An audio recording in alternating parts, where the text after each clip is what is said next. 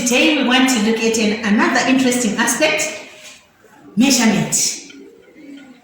We do a lot of measurements in the home.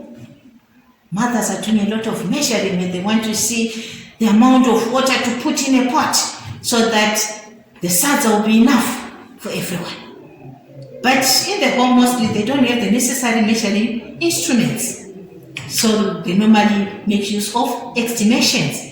And you're going to hear a bit more about this in another segment. Today we are simply interested in performing measurements using measuring instruments. So measurement of physical quantities. This is what we are looking at. So when you are measuring, you are determining the amount of something, the quantity, the volume, the mass. That's it. That is measurement. And then when you are looking at a physical quantity is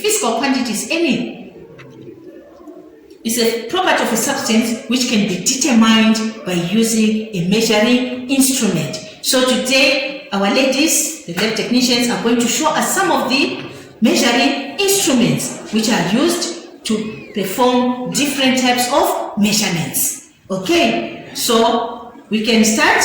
I want to start off with what you remember from the topic on apparatus. This is a measuring cylinder to measure liquid volume. So she's going to demonstrate. As you can see, a measuring cylinder is on a level solid surface.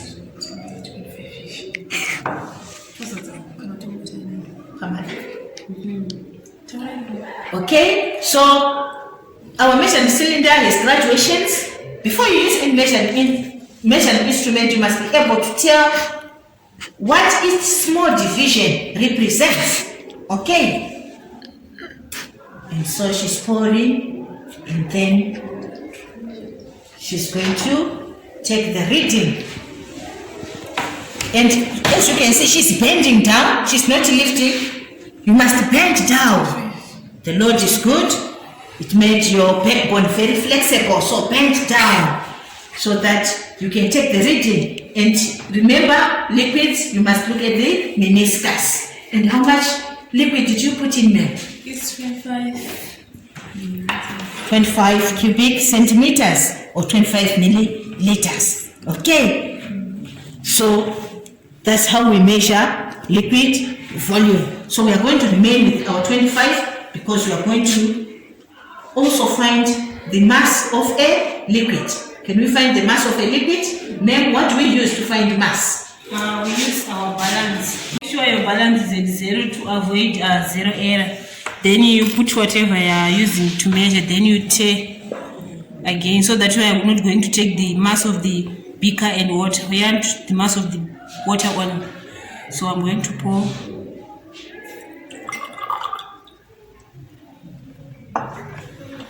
Then the reading is 25.54 grams. Okay, so I think you've seen how we measure mass and how to avoid the zero error. On the measuring cylinder, again, I am sure you saw how to avoid another error, which is known as the parallax error. She really bended down to make sure that her eye level was level with the meniscus. Because if you position your eye wrongly, you're going to take the wrong reading. Okay, so what about this? What do we call this? Thermometers. What do we use them to measure? We use them to measure temperature.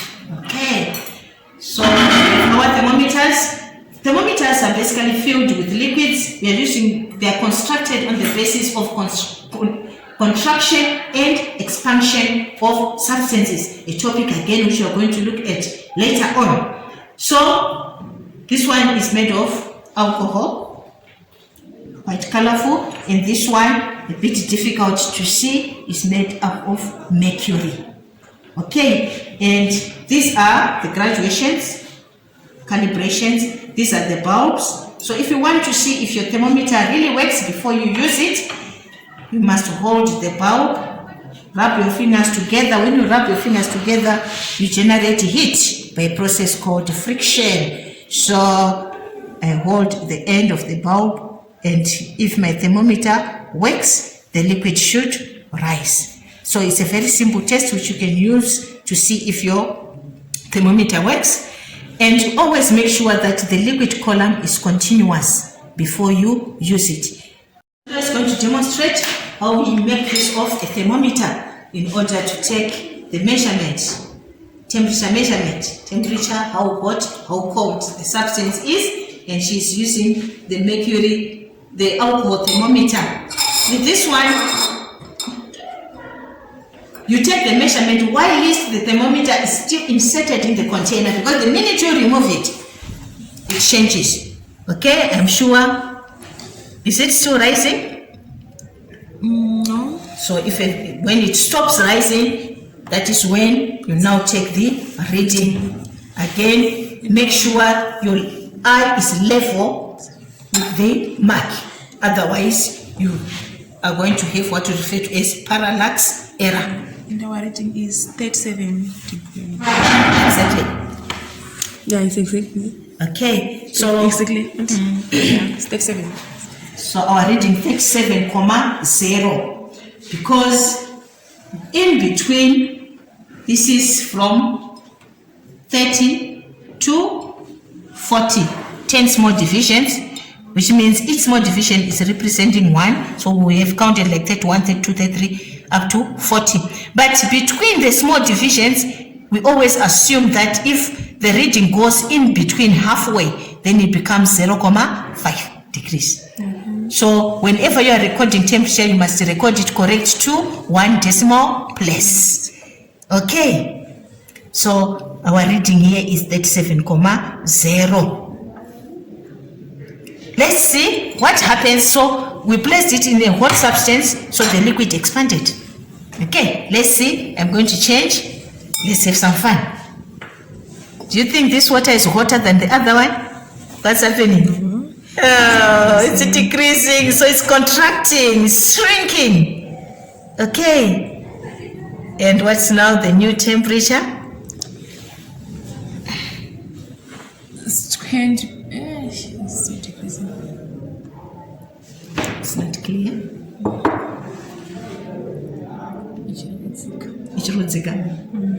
Okay, so always you can also facilitate by stirring a bit to distribute the heat.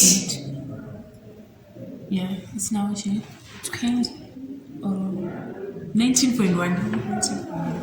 19.5. So 19.5, because it's in between 19 and close to 20. So it's 19.5. It's either a 0.0 or a 0.5. We don't have the other points. Okay, interesting. So I'm sure you can see how we can measure temperature, how hot, how cold. And this is a laboratory thermometer. Remember, you measure while it is still inserted.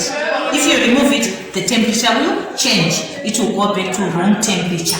So the thermometer will never start at 0. So you cannot talk about 0 in this one, because it will always start with the temperature of the room in which it is placed. Okay. Then we also have a clinical thermometer, which is much shorter. Okay. And the graduations are now different from that of the laboratory, which means this one is more sensitive than this one. So it's from 35, 36, 37. So each small division is now representing 0.1. 0.0, like that. So with this one again, we have a constriction. I'm sure you can see there's a hump-like structure inside the tube there. We refer to that as a constriction. Okay, this constriction is very important. It prevents the liquid from flowing back, even when you remove it from the heat source. Okay, so it is the one which is placed under the arm. Leave it for some time, taking your temperature. It's now a clinical thermometer. Then after some time, they will now take it out, and then they will take the reading. Okay, then after that, when they want to force it back, they will go like this to shake. forcing the liquid down over the constriction. Now life is much easier. They are now using digital thermometers. Okay, so that is that. Now, what about this one? What is this one called? The stopwatch. Okay, this one is a stopwatch. Okay. And what do we use a stopwatch for? Maybe you want to check for something. Let's say we're doing titration. We might use the stopwatch to see where the changes start from, or maybe to see where the changes are going to from the starting point to the end point of the experiment. Okay, so it's a question of measuring time. How long something is going to take when the titration is started, when the titration is ended, to determine the time using the stopwatch. And when you are using the stopwatch, you must always again zero it. You start at 0 and then you start the go button. When you want to stop, you press the stop button. So basically that's how the stopwatch works. Okay, so I think we've looked at some of the measuring instruments. We also have electrical instruments which can be used to measure electricity. So this one is an analog voltmeter to measure the voltage, okay, of current flowing through a certain point. And we also have ammeters, and this one is a digital ammeter. It's a milliammeter. So if we had our batteries power source, we could now connect so that you can have some fun. But these are some of the other measuring instruments which can also be encountered, and you're going to meet these a lot when you are looking at electricity. Okay, so now I'm going to do a very, very simple experiment using the mass, the balance, the measuring cylinder, our stones here, and our seeds. Oh, the meter ruler, we use it to measure length. Okay, so when you're measuring length, make sure you start from one end, 0, 0, and then your eye should look directly at where your mark is to avoid the parallax error. Otherwise, that's what we use this instrument for. Now, ma'am, I want to find the mass of one bean seed. Is it possible? Can we try? Yeah. Okay. I've placed my one bean seed there. This one is some significant mass. Can I find something with less mass? Okay. But at times we want to find the mass of many small objects, because at times one may not be able to give us the mass or a proper reading. So in order to do that, we can count a number. In this case, I've counted 50. So finding the mass of many small objects. 0 your balance. Then you tear to 0, and then I put my 50 seeds. So 50 bean seeds is equals to 34.64. So what is the mass of one bean seed? Do your maths.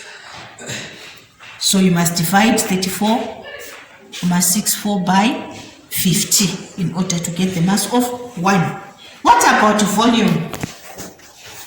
In order to find the volume of a bean seed, unfortunately this one is not regularly shaped, so we cannot use the formula length, width times height, because there's no length, there's no width there, no height which I can really say I can measure here.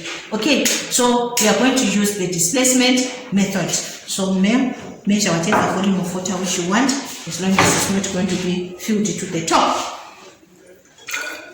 Go up to 20. A bit more.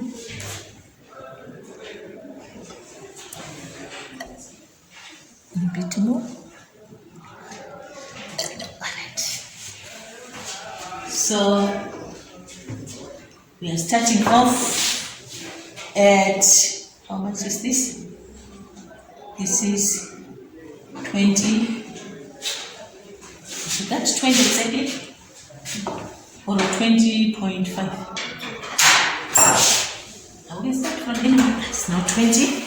So if we want to find, we are going to use the displacement method. So let's see if we can, if this one bin seed can displace any significant volume. It's not very significant, so let's add 10. So 1, 2, 3, 4, 5, 6, 7, 8, 9, 10. We put all 10 in there so that we see how much. It's not interesting. And now it's at 20. How much is this? 25, 26, we're in 22. So that goes to 25. So it's at 22, 25, 26, 27. So it's about 27. We started off at 20. 10 bin seeds now give us a volume of 27 when we added 10. So the 10 bin seeds, each volume has a total volume of 27 minus 20. So the 10 seeds, the volume of the 10 seeds was 7 cubic centimeters. So each one has a volume of approximately 0.7. Okay, I'm sure you can see what we are saying. So we can now use the board to illustrate water plus 10 bin seeds is equals to 27 cubic centimeters.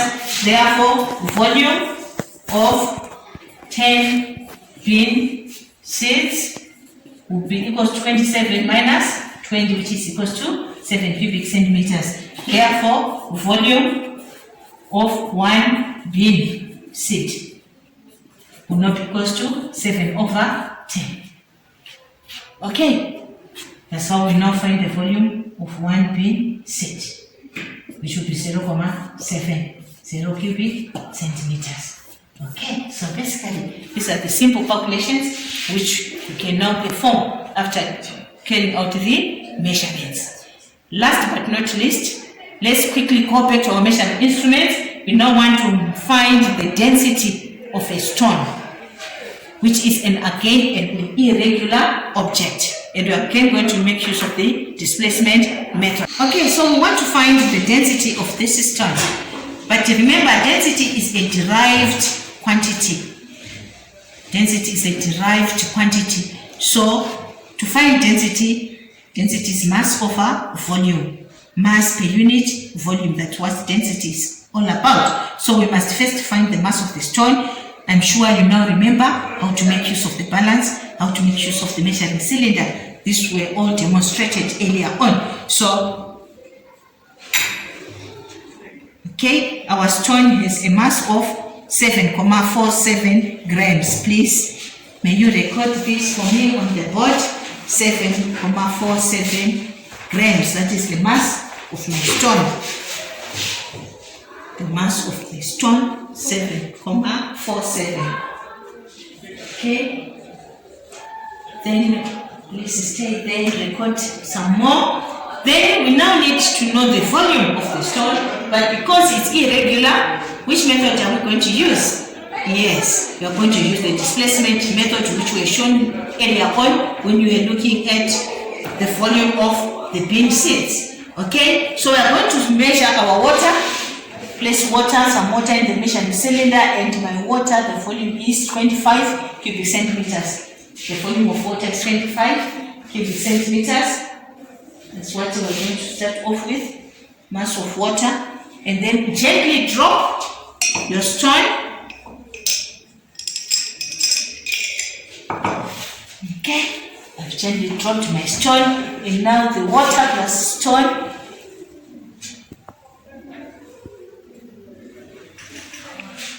Water plus stone is now at 28. 28 what? Cubic centimeters? 28 cubic centimeters. Okay. Which means, what is the volume of the stone?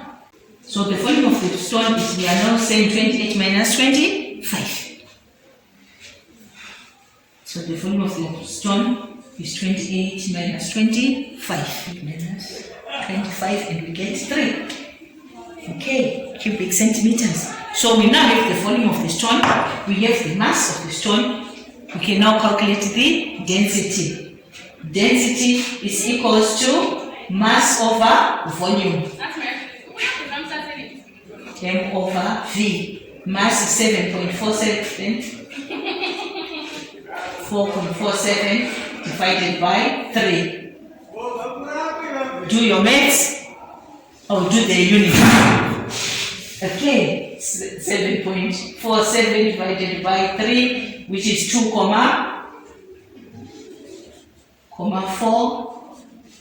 3.